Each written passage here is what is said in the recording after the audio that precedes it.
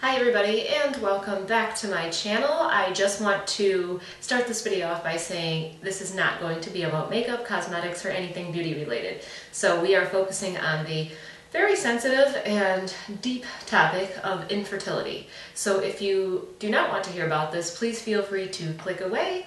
And I do thank you though if you do want to stick around and watch, because I feel I've got some helpful, at least in some type of helpful information for you. So anyways, if you're new to infertility, I'm glad that you stopped by. It's an exhausting process and I get it. If you're new to any bad news, I get that as well. If you're new to miscarriages and you've recently experienced a loss, no matter how early or far along you were, I get that and it hurts and I'm sorry. So let's just talk about a few things that, I guess specifically if you're new to this process, some things that I think might help you, this process meaning infertility, just because I've gone through this now for about 3 years and I've learned some things along the way that I think I would have wanted to know back when all this started. So let me just recap. I'm not going to get into a ton of detail about the whole personal situation. I'll just kind of say it, and excuse me if it's dry, but I've handled these unfortunate things that have happened to me in my life and to my husband, so I'm able to talk about that now without turning into a pile of mush, which is what I was doing before. We had gotten married, we conceived. I was 17 weeks along and I had a miscarriage, and for those of you that don't know, it basically means that the baby had died while inside of me, but my body continued to stay pregnant. And then for whatever reason, there's a few factors that I've learned about, possibly a piece of a placenta being left, etc., that my body did not reject the pregnancy, and I had to have a D&C, which is basically a procedure where they had to put me under and remove the baby, the fetus, whatever it is you want to call the life that was inside of me. So excuse me if I'm not using the right terminology, but I say baby. So that happened, and after that happened, I was a disaster. I turned into a different person. I was out of control, like mentally, everything just caved in on me, everything. My life was completely changed. And let me preface this too by saying I'm a healthy 34, at the time, younger, but 34, currently female. I exercise regularly, I eat a healthy diet, I'm not doing any substances or anything, no drinking, taking vitamins. I mean, just, you know, your average healthy human being. So I didn't think this could happen to me, and it definitely did. And then after it happened and I completely fell apart mentally, emotionally, I got too thin, I lost a lot of weight, our marriage took a huge toll. It was a process. So fast forward, we continued to try. Once I was back in a better place, mentally and physically, kept trying and trying and trying and trying and trying and trying. And I was timing my periods, or my ovulation. I was tracking my ovulation. I was, you know, I was becoming a crazy person at the dollar store because of all the tests I was buying. I was constantly thinking, oh, maybe I'm pregnant, I better buy a test, you know. I was becoming obsessed and nothing was happening. So I started step 1 with my OBGYN. My OBGYN ran a few basic tests on me. He verified my, what did he check originally? I don't even remember what the original, I had like a pelvic exam. We went over my periods and everything. Everything was fine. We kept trying and trying and trying. He put me on Clomid. I was on 3 rounds of that, and then I was on Femera. Nothing. My doctor took me off of all that because basically he said I don't want to damage your ovaries. Okay. So I'm left at a standstill, so I'm thinking there's got to be something going on. So they gave me another test, which is an HSG, and that is short for, I think I'm saying this correctly, hysterosalpingogram. I'm probably totally wrong, way wrong. HSG. If you ever go and ask a medical professional or Google HSG fallopian tubes, you'll get the correct pronunciation. But anyways, that's basically to test to make sure your fallopian tubes were open. Mine were fine. Good news, right? Kept trying and trying and trying. Nothing. So at that point, you know, we just continued to keep pushing forward. And at this point I said, you know what, I want to go to a specialist. So I went to a place here in Michigan, and you can message me if you want the name, and I continued to put another battery of tests. So let me just show you, folks, if you're new to infertility, not to whatever, shock you or concern you, this is the list of tests and procedures that I've had done. And I'm missing a few. Oh, yeah, this is it. Some of the blood tests that I've had done in the past, obviously I've had numerous blood tests because of pregnancies. I had cardiolipin antibodies, beta-2 glycoprotein antibodies, lupus anticoagulant, HCG, another HCG test because I was pregnant again. Cytology, GYN, which is like your chlamydia and all that STD test, progesterone, vaginosis screen, Neisseria, gonorrhea, estrogens, another HCG, prolactin, hemoglobin A1C, follicle stimulating hormone, that's like the anti-Mullerian hormone, TSH, thyroglobin AB, thyroid peroxidase, and estradiol. On top of the procedures, the hysteroscopy, the saline hysterogram, the endometrial biopsy, the pelvic exam, the pap smears, and that HSG one that I can't pronounce. So I've gone through a lot. And I just want to say that even the reason that prompted all these second tests was we found out a few months ago that I was pregnant again. This one ended very quickly, and unfortunately I lost the baby when I was roughly around 5 weeks. So it was like another blow. The second one was easier to understand, I guess, because I already had known about the process. This time I did not have to have a DNC, which is that procedure where they had to remove the baby. My body was able to abort the baby naturally. I know that's a harsh term to say, but it's just, that's the process. So this led to all these tests, right? And all of this poking and prodding and waiting and looking at test results. This is the first thing that I would like to bring up with you if you're new to this and you're a female watching, or if you're the spouse, this is helpful as well. I know that you need to be your own advocate, okay? You need to take the situation in your own hands. And I know that you don't know what you don't know, but that's why I'm hoping that this video will help. The first thing that I personally recommend is push to get not only your tests, but it takes two, right, to make a baby. Make sure you get your spouse checked out, or bring that up with your doctor at least. Say, hey, I would like my husband or my partner to be checked out as well for fertility reasons. So they did that, but they did that with me after about, let's see, after about that many tests, they finally decided to check my husband, which it's very uncomfortable, as in embarrassing. It's not painful. They have to collect a semen analysis and examine it from the male. His came back. He had 2 results. He had great motility, great numbers. However, the morphology, which means the sperm shape, was less than 2%. The test was done by his urologist. The specialist that we ended up seeing in Michigan had them rerun the test. This time it came back the same way, and I was told that basically everything on my end checked out. So everything was fine. I asked, well, what about these miscarriages? Well, I've heard things like, 30% of miscarriages, or 30% of pregnancies end in miscarriages. So unfortunately you just got bad luck, Michelle. And I thought, well, that's nothing new. But when they told me about my husband, we got very concerned. And there's nothing that we learned that he could do to fix this less than 2% morphology. So we were stuck. So what was the next procedure? Well, we were told that IUI, which is basically artificial insemination, where you meaning the female, are inseminated with your spouse's or your partner's sperm through a catheter basically that goes directly right where it needs to go, in hopes that you can conceive. However, with his morphology being less than 2%, we were told I would continue to conceive, but I would continue to miscarry because there was likely genetic fragmentation that was in these misshapen sperm. Okay. So then we went to the University of Michigan, which we're currently working with, and they reran a ton of tests because they thought my thyroid was an issue. They reran that, my thyroid's perfect, everything's great. They reran my husband's analysis as well, and they determined that the previous people had not analyzed correctly and that they had a major concern about that, and that he was actually perfectly fine as well. So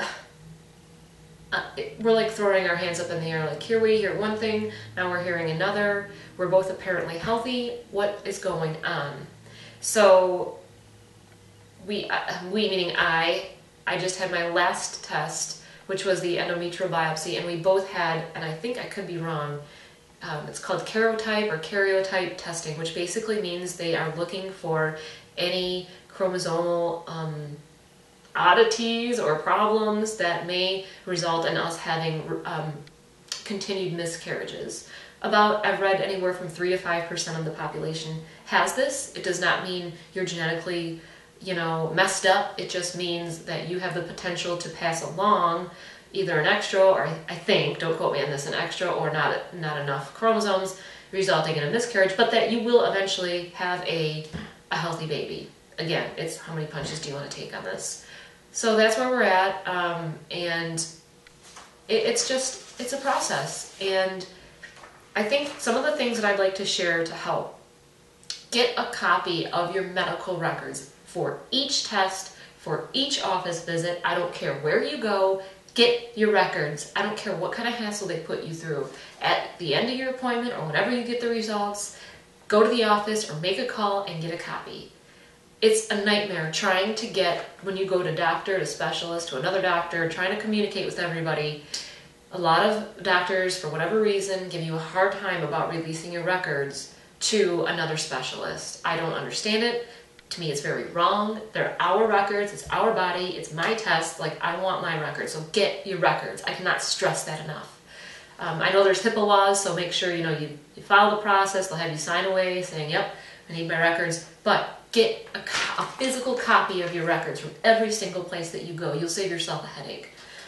The other thing, work on your marriage. Make sure that you're talking about, or your partnership, whatever.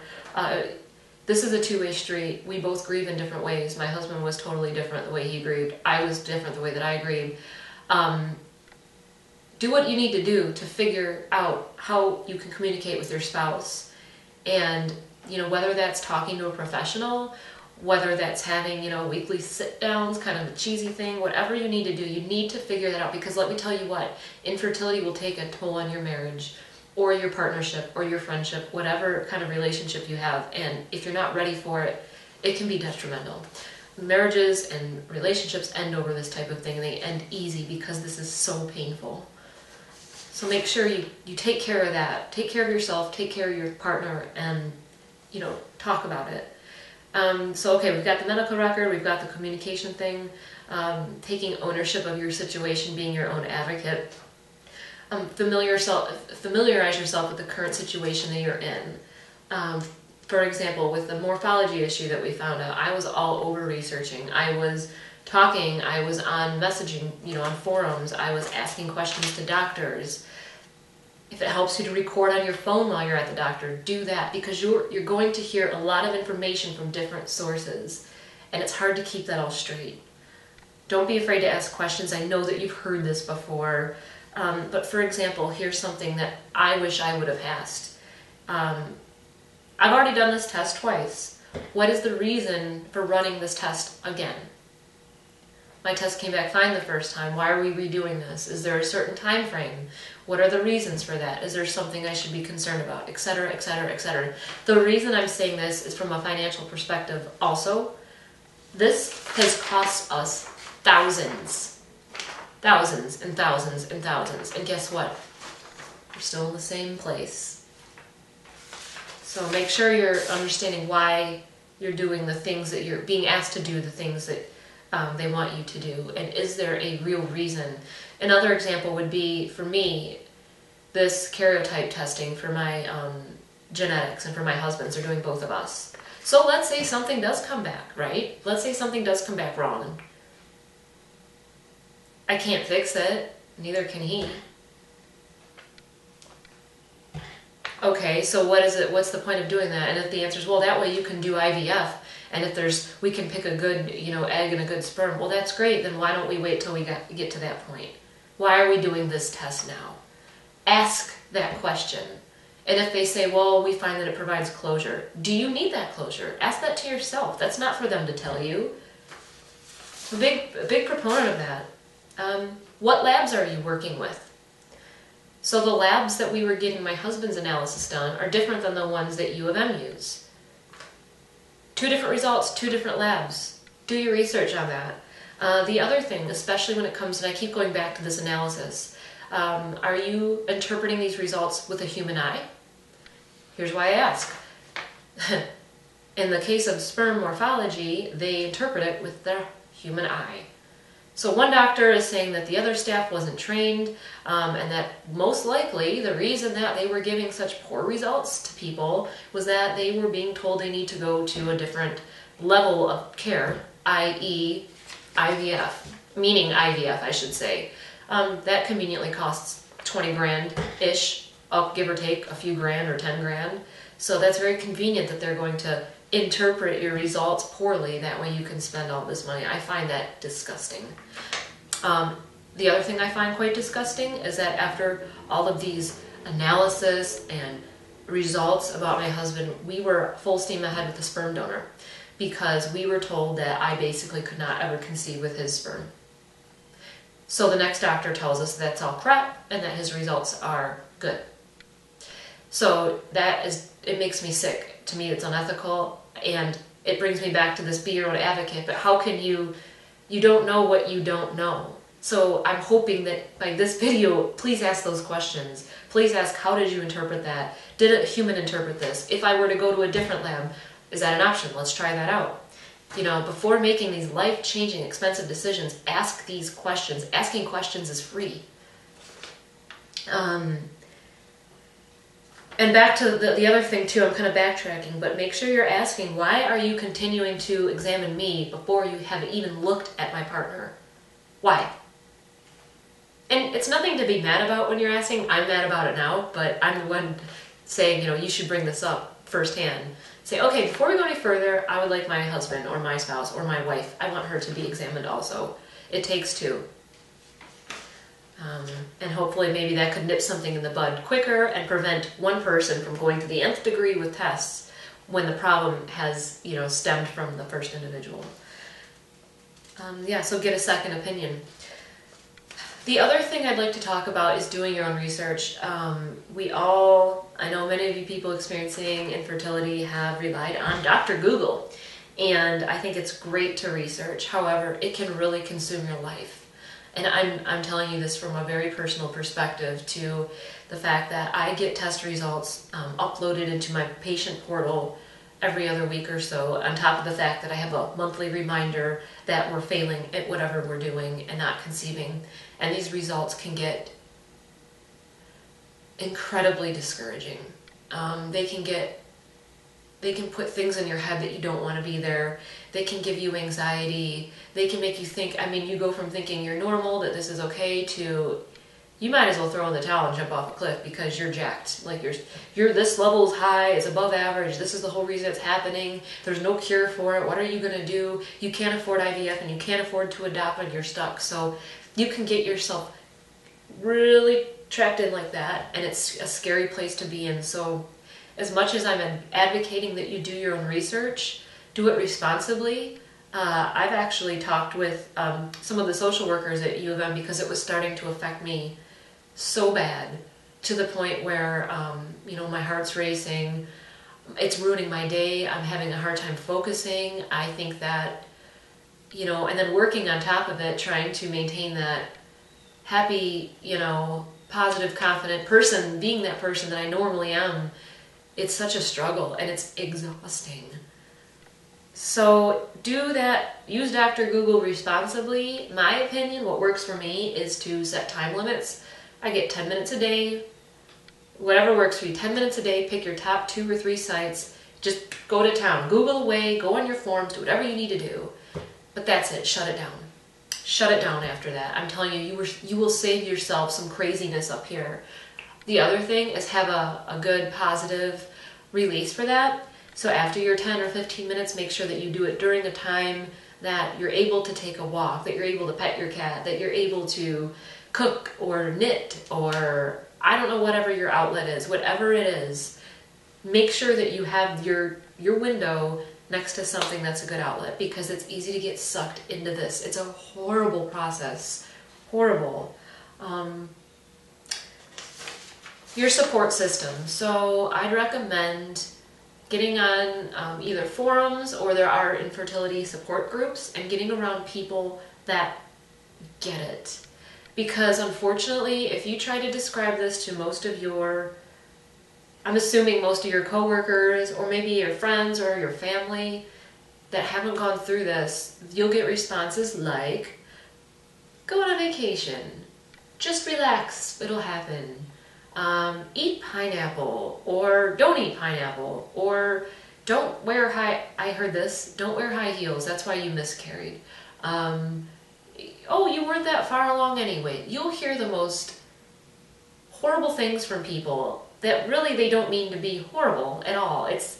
They're trying to help. They're not saying, oh, I'm going to just come up with some really a-hole thing to say to this woman and ruin her life. No, they really don't know what to say because they haven't gone through it. So I turn into a very angry person about this stuff, and I don't want that to happen to you. So make sure that you're surrounding yourself with supportive people that have experienced what you're experiencing, and I think that will really, really help you. If it helps to message people on YouTube about it, great. But however, keep in mind, don't let that turn into Dr. Google. So when you're talking to someone, don't now compare test results and get into that. Keep your conversations very focused, and that way when you do have your time to research, you know exactly what you're looking for, and that's it.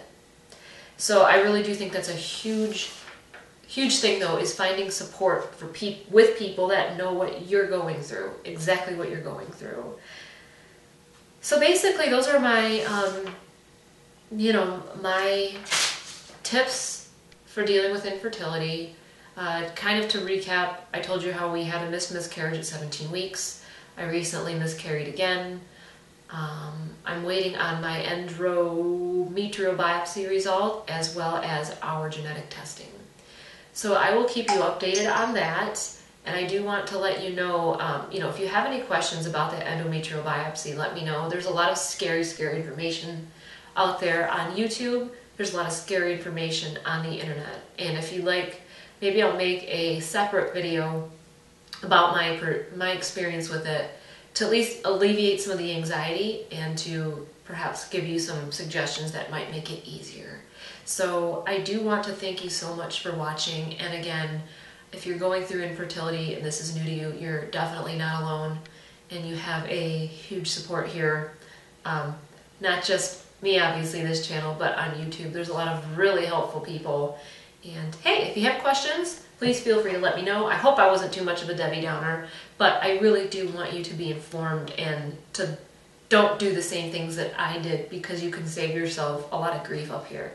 So thanks again for watching, and as always, please subscribe, and if you're into makeup, separate topic, please go to my Instagram channel, please check out my Instagram, Makeup with Michigan Michelle, and I hope to see you all soon, and best of luck in whatever you're going through, and auf Wiedersehen, au revoir, bye-bye, tschüss.